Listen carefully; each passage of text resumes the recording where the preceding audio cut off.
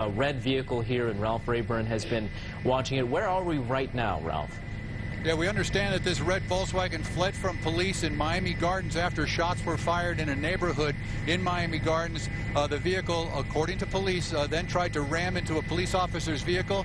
We are now north of Yamato Road, going into West Palm Beach. They have used 3 county agencies here, Miami-Dade, Miami Gardens. Broward County was up, and their sheriff's office helicopter is up, and we are now going into West Palm Beach, and they have notified the police up here that they are pursuing this vehicle. Reports are that shots were fired, as we said, in Miami Gardens, and then one of the windows of the vehicle was rolled down, and a weapon was believed to be seen thrown from that vehicle as it fled from police officers. There are police officers behind the vehicle. He's using the breakdown lane here, traveling at an extremely high rate of speed. You can judge for yourself by how the vehicle is passing the other vehicles here. And I'm going to bring the camera back out here just for a second to see. You can see there's an undercover car there and several other vehicles following behind it. And you can see the shadow of the helicopter right there in the shot. That's the Broward Sheriff's Office, one of their helicopters that is now coordinating this police pursuit. A very, very dangerous situation here. We want to warn viewers at home that they are looking at live video here. We don't know what's going to happen, but we are going to provide these pictures and commentary as we continue to go northbound into West Palm Beach. I got to look over at my GPS here quickly and see if I can give you an indication of what road we're passing here, but we are northbound on the I-95. Again, 3 counties involved so far as this red vehicle tries to elude police officers after shots were fired in Miami Gardens. That's what we know so far. Ralph, this guy is cooking. How fast do you think he's going? Well, my GPS says that right now we're doing 102, and we're keeping pace with him, or the driver. We don't know who the driver is. Yes, very, very high rate of speed, very dangerous situation out here, especially during rush hour. Amazingly, the fact that they were able to get this far north on busy I-95 at this hour. But again, we continue to go northbound. I'm looking out my window for a. Hang on a second, Joe. You got a cross street for me yet? Okay, well, I'm being told that we're just entering Boynton Beach, so we're entering Boynton Beach going northbound. Tri-County chase, as our graphic says right there. This has been going on for some time. We picked up the call that this was occurring when we were down at that brush fire all the way down south, and we had time to fly all the way up here and finally catch up with them as they continue to go northbound, again, as we said earlier, at a high rate of speed. I'll bring the camera back out here one more time here to see who else is involved here, and you're going to see other units there continuing to follow that vehicle. There's the first marked vehicle on the lower left corner of your screen, but there are a number of police agencies involved now as this red vehicle continues to try to elude police here. Really very dangerous situation here on I-95 going into Boynton Beach. You know, and especially, Ralph, I mean, this car is coming behind the traffic, so obviously they have no idea what's coming up behind them. And as you mentioned, the first marked car that we've spotted keeping somewhat of a distance behind, but you can just tell. I mean, we don't even have a GPS, obviously, here or any indication from our vantage point, but it just looks like that car, that SUV there is really hauling. Yeah, steadily between 100 or 99 miles an hour right now is what our airspeed is indicating, and that's a pretty close, relative to the ground speed, that's pretty close. And you can see, again, by the way he's passing those vehicles, most of those vehicles are probably doing 50 or 60 miles an hour anyway, and again, dangerously close to the traffic on that far inside lane there as they continue to go northbound. I'm looking out my window here to see if I can pick up a landmark for you. The Broward Sheriff's Office chopper is almost right above here. Let me bring the camera out, see if you can see them. See the shadow, I believe. Yeah, his shadow, I don't know. I don't want to zoom out too much and lose the vehicle there, but again, you can see the shadow of that police helicopter following it. It's going to be a matter of this guy stopping. They had discussed putting out what they call stop sticks, calling up to head to Palm Beach County Police and see West Palm Beach Police up here to see if they could get stop sticks out on the roadway. But that would be a very, very dangerous situation also for any other vehicles that are traveling northbound here at this hour. You know, it's always incredible. Mike and I talk about this whenever we see chases, at why people, I mean, you know, this is not a rational decision, obviously, but I mean, you've got to wonder what this driver is thinking. You've got at least 2 helicopters over you. I mean, how far can he go? I mean, Well, that's the thing. Unknown how many people are in the vehicle, unknown their state of mind right now, and of course unknown what's going to happen with traffic up ahead as we continue to go north here. I'll bring the camera back out just a little ways here. Again, we're going to be, as we continue to go north, there's a possibility that we will lose the picture here, considering the distance we are from the transmitter. And if that happens, of course, we'll try to record everything, and then when we can get back within range, we'll get it back to you. But in the meantime, let's reiterate and go back over the information we know. A while back, there was a call of shots fired in Miami Gardens. Miami Gardens police responded to the area where those shots were fired.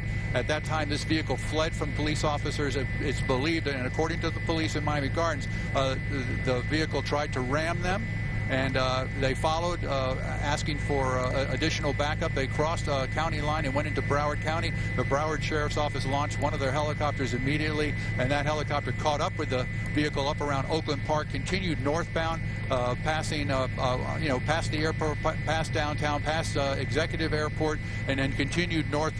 We caught up with it just north of Sample Road, going into the area near Yamato. Up in West Palm Beach, which is where we are now as we continue northbound. I'm going to ask my pilot, Joe Mancino. We're coming up on Hypoluxo Road, he tells me, so you can imagine how far north we are now.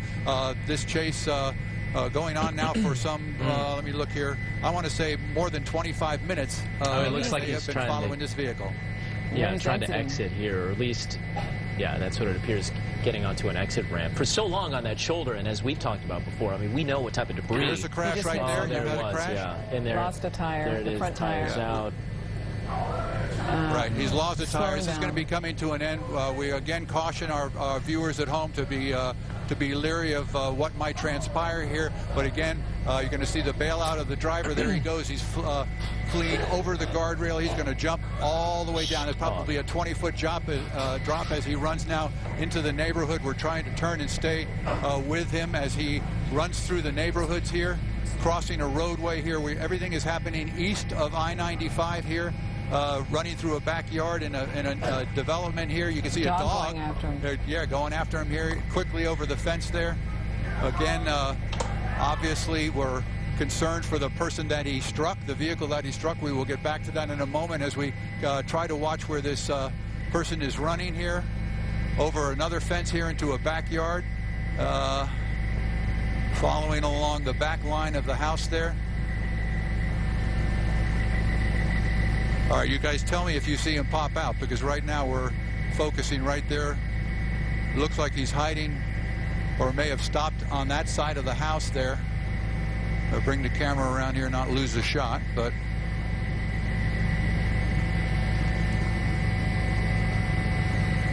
we know that, yeah, it's an orange house on the corner, and we know that the Broward Sheriff's chopper is down below us there, so we saw him disappear right behind that wall right there, and that's the last time that we have seen him. We don't know if he was able to get inside or shimmy along the wall there, but that's a house on the corner.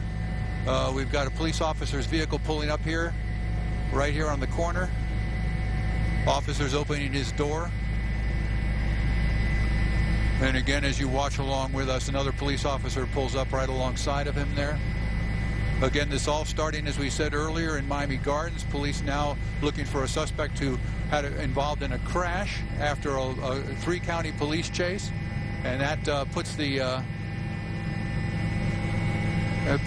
bunch of agencies involved with this search now, looking for this suspect here. But again, as we said earlier, the last time that we saw the suspect was right in this area right here.